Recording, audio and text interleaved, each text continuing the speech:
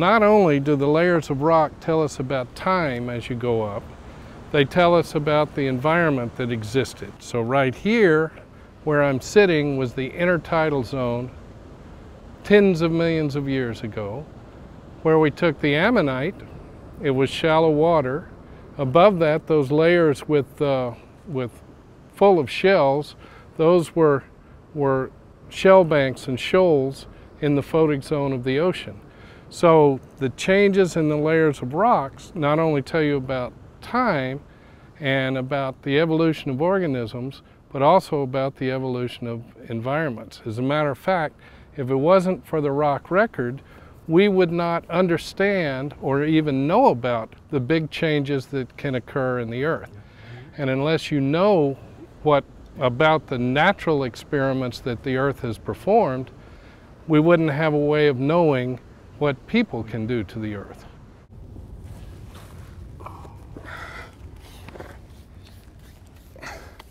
Look at it. It's beautiful. It's perfect. See the spines? Basically, this shoreline of Angola has not changed since the early days of the Atlantic Ocean in terms of where it was.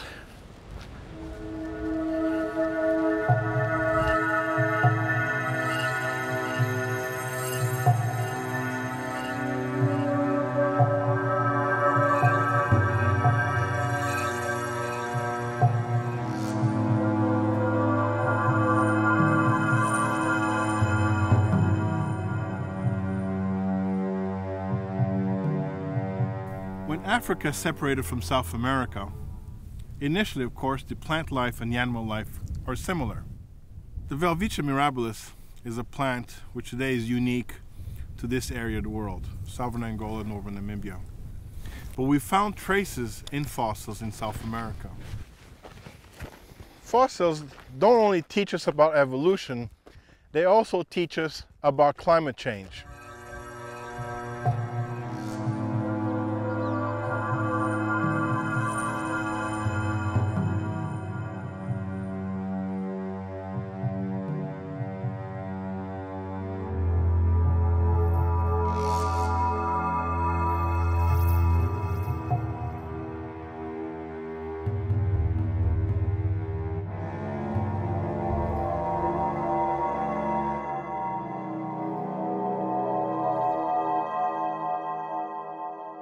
The timing of the opening of the Atlantic and the dispersal of mosasaurs is very tightly linked.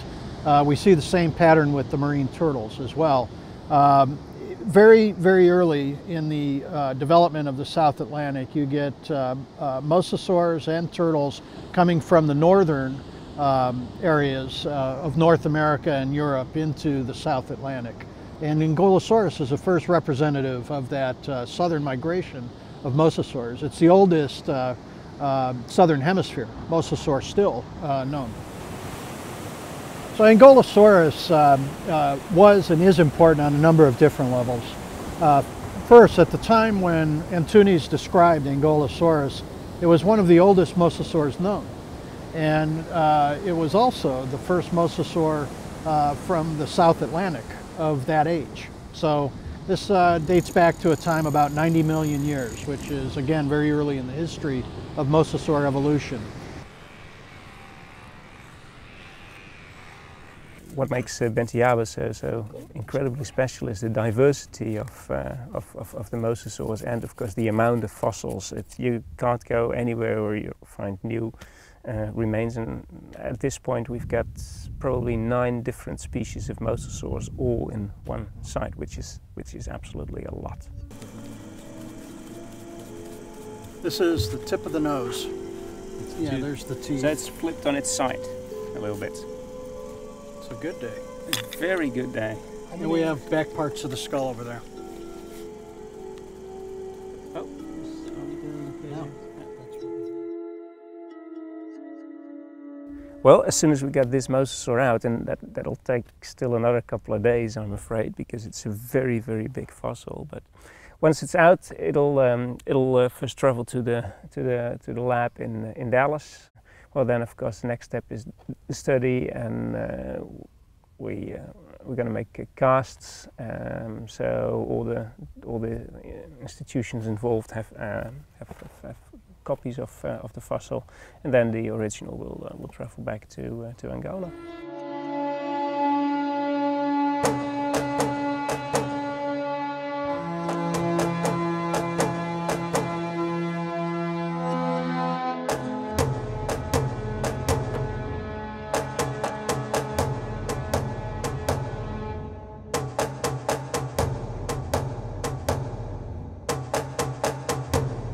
Well, this is a relatively complete specimen of Prognathodon kianda.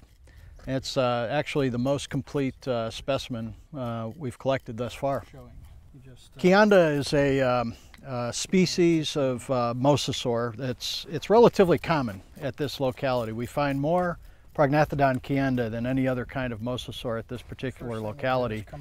But it belongs to a group of mosasaurs that branched from a lineage probably 83 million years ago, closely related to forms that we have in the United States.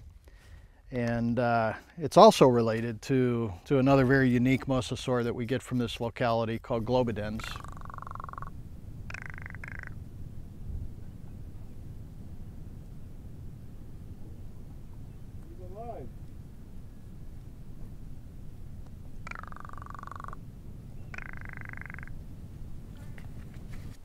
I'm collecting pterosaur bones.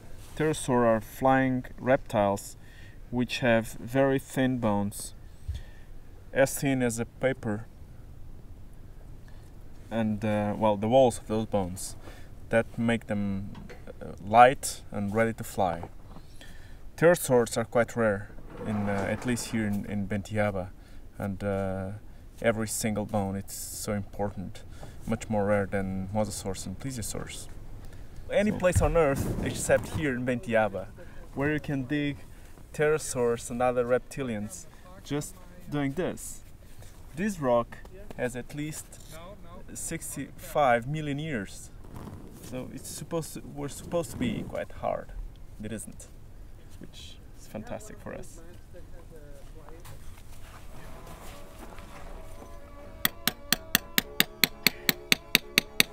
One, two, three.